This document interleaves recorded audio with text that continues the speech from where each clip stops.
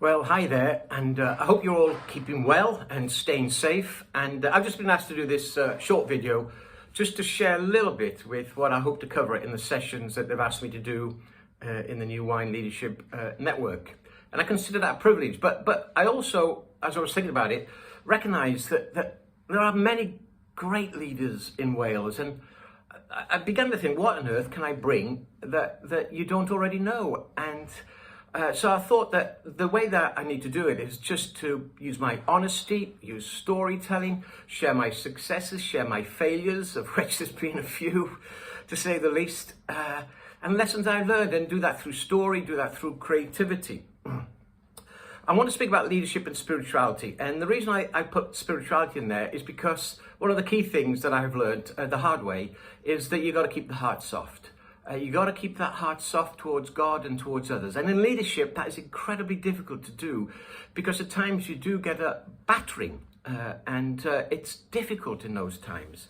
I want to share a little bit with my relationship with my parents. My parents loved me without a shadow of doubt, but in particular my relationship with my dad. And what is it about men and their dads? I just don't get it. But even today, many years on, and my dear parents are now dead, but I'm still working through some of the things that came out of my relationship with my father, and how it stunted certain things, and how that's affected my leadership, and how I'm still trying to deal with that and recognizing that. And so I'll share some things about that. I will share from a book I read about 7-8 years ago called Anatomy of the Soul. And it's a great book. It's by an American psychiatrist. And he talks about the wiring in the brain and how it affects us, how it affects who we are, obviously, but how it affects our spirituality, how it affects our spiritual rhythms, what we engage with.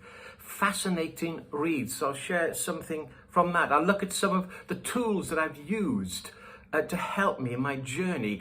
I'm a conflict avoider, and so therefore I've learned how to engage in conversations which are difficult conversations and can lead to conflict. And what have I learned? I learned some of the tools such as the Enneagram and Berkman and other tools that I've used that have helped me.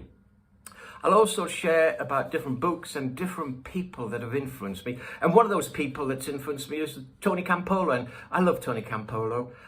He came across probably 12 times to be in our church and with Going Public. And I was privileged to have many conversations with him. And I remember talking to him about communication and the power of the storyteller. And he's probably one of the great storytellers. And he so encouraged me in that. But he also told me, Paul, he gets criticized because he seems to touch the emotions. And people said you shouldn't do that. And Tony's inevitable manner looked at me in the eye and said, Paul, what's wrong with touching the emotions? God gave us emotions.